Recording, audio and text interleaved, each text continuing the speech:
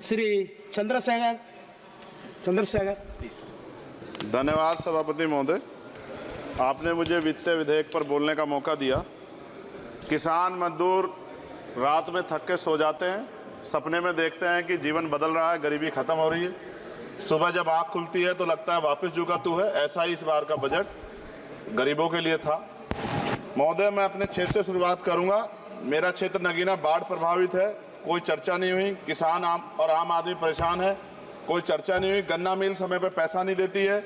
गुलदार ने 30 लोगों की जान एक साल में ली है पिछले, कोई फर्क नहीं पड़ता अमीरों को। उद्योग धंधे लगाने कोई बात नहीं हुई। मेडिकल कॉलेज और एम्स के निर्माण की कोई बात नहीं हुई। ग्रामीण क्षेत्रों में खेलों को बढ़ावा देना, स्पोर्ट्स कॉलेज की कोई बात नहीं हुई। महोदय, देश में भूमि सुधार किया जाए। लाखों बीघा जमीन जो है भूमाफिया ने कब्जाई हुई है, भूमिहीन लोगों को भूमि दी जाए।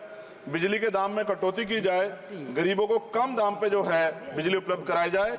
ठेकेदारी प्रथा, संविदा, लेटर एंट्री खत्म की जाए, पक्की नौकरी दी जाए। निजीकरण की वजह से सरकारी नौकरियां लगभग खत्म हो गई हैं। मेरी मांग है, और मैंने निजी विधेयक भी पेश किया था, कि निजी क्षेत्रों में SC ST की OBC के लोगों को आरक्षण की व्यवस्था कराई जाए और पुरानी पेंशन बहाल की जाए। लोगों के पास एक तरफ सरकारी योजना चलाकर प्रधानमंत्री आवास योजना जो है उसके नाम पर मकान दिए जाने की बात होती है, वहीं दूसरी तरफ लखनऊ के अकबर नगर को तोड़ दिया जाता है। नवी मुंबई में के खार घर में What is his name? Patil. Patil is not some caste. No, this is the caste. की जा This is caste man, Chandrasekhar. No, this Patil.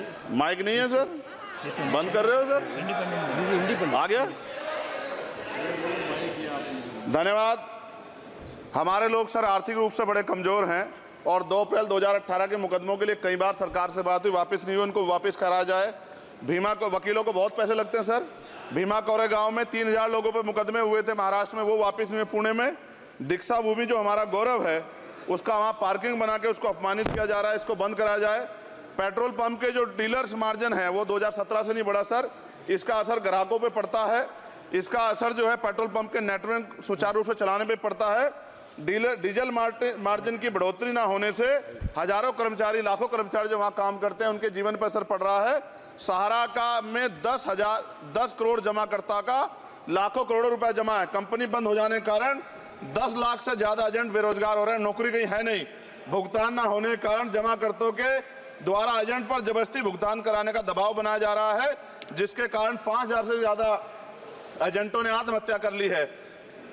सभापति महोदय, उत्तर प्रदेश देश का सबसे बड़ा सूबा है, उसको इस बजट में कुछ नहीं मिला और बहुत सारे मेंबर, 80 के लगभग हम मेंबर जो है उत्तर प्रदेश जीत के आए, ना के बराबर मिला। यूपी में 25 करोड़ से ज्यादा आबादी है उत्तर प्रदेश के अंदर, 5 किलो राशन सरकार दे रही है, लेकिन जीवन जीने के लिए काफी नहीं है। और भी बुनियादी सुविधाओं की जरूरत पड़ती है। अगर इज्जत की जिंदगी चाहिए, उसके लिए सरकार के पास कोई उपाय नहीं है। यूपी जब एक बड़ा राज्य है, लेकिन यूपी में भाजपा सरकार की विकास गति बहुत धीमी है। हमारी सरकार से, केंद्र की सरकार से मांग है, हमें यूपी की सरकार की चिंता नहीं है, लेकिन यूपी की जनता की चिंता है। मैं मांग करता हूं कि यूपी को 4 भागों में विभाजित किया जाए।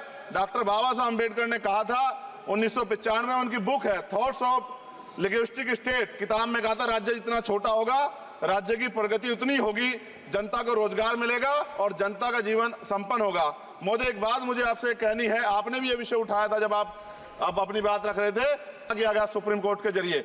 आप इस बात को इस तरह समझे, 1.5 साल पहले मैंने मांग की थी, अगर इतना हितैषी हमारे लोग होते तो जब EWF 10% दे सकते हैं तो 5% शेड्यूल कास्ट के उन जातियों को दिया जा सकता था, लेकिन दृढ़ संकल्प और इच्छा शक्ति नहीं है गरीबों के उत्थान की। साथ साथ OBC की जातियां, उनको भी दिया जा सकता था। ये जो हमारे साथ खेल किया गया है, ये खेल जो है इसमें बहुत गुस्सा है। सरकार को संज्ञान लेना चाहिए और सत्ता और विपक्ष दोनों जो है अपना स्टैंड क्लियर कर दें, क्योंकि दलित समाज, आदिवासी समाज इसको देख रहा है। वो भूलेगा नहीं, जो उनके गले काटने का काम करेगा उनको भूलेगा नहीं। और साथ साथ एक जो मेरी पर्सनल है सर, अभी मैं सुबह से प्रयास कर रहा था कि विनेश के लिए बोलूं, जब उसको डिस्क्वालीफाई किया गया, विनेश या नहीं, लेकिन ऐसा लगा जैसे हमें चाकू घुसेड़ दिया गया। मेरे आज भी याद है उस प्रोटेस्ट में मैंने रातें काटी हैं और 4-4 गोली खाई मैंने। ये देश की अस्मिता से जुड़ा मामला था, पर हमारी मांग ये थी कि सरकार स्टैंड क्लियर कर दे, तब भी सुनवाई नहीं की गई। जब मंत्री बोलने आए तो हमने उनसे कहा कि हमें कुछ इंफॉर्मेशन चाहिए, उस पर बात नहीं हुई। सवाल ये है सर, 1 गोल्ड हमारे लिए आ रहा था और जब ये गोल्ड आता देश गौरवान्वित होता। और क्या व्यवस्था थी सर कि उसका वेट बढ़ गया, पता ही नहीं लगा सिस्टम के लोगों को। क्या बेवकूफी की गई है, ये सोचने का विषय है सर। ये बहुत महत्वपूर्ण देश की बेटी का मामला है। ये हरियाणा की बेटी नहीं है सर, वो एक जात की बेटी नहीं है, वो हमारी बहन है, देश की बेटी है। और आपने क्या किया हरियाणा के साथ? आपने हरियाणा का बजट कम किया, जबकि सबसे ज्यादा मेडल हरियाणा लेके आता है। ये गलत है सर, ये धोखा है। हमें इस बात की तकलीफ है कि विनेश जो है देश का नाम गौरवान्वित करती, इस देश का नाम बढ़ाती, लेकिन आज जो है अपमान का सामना करना पड़ रहा है। जब हमारे हितों की बात होगी हम जो है समझौता कर सकते हैं, लेकिन जब देश के हितों की बात होगी, बाबा साहब अम्बेडकर ने कहा था हम प्रथम और अंत्य भारतीय हैं। जब देश हितों की बात होगी, महिला हितों की बात होगी, महिला सम्मान की बात होगी, हर हम कीमत चुका देंगे। सरकार के मंत्री ने क्या कहा कि हमने इतने पैसे दिए, एहसान क्या क्या? खैरात दी क्या आपने कोई? खत्म कर रहा हूं सर, खैरात दी क्या आपने कोई? इससे ज्यादा पैसे हम आपको दे देंगे, लेकिन आपको चाहिए था कि इस मामले को संभालते और देश का सम्मान बढ़ाते। आपने लापरवाही बरती, इसका खामियाजा हमें भुगतना पड़ा। मैं आपसे आग्रह करूंगा कि जब वो बेटी देश लौटे सर, जब वो बेटी देश लौटे, रुक जाओ प्लीज वाइंड अप प्लीज। जब वो बेटी देश लौटे, मैं आपसे आग्रह करूंगा कि स्पीकर सर यहां बुला के उसका सम्मान करें।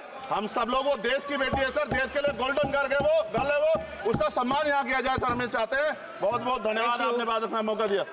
महिला विरोधी चुप रहे। थैंक यू कोई महिला विरोधी नहीं बोलेगा बीच में। श्री विशाल पटेल प्लीज।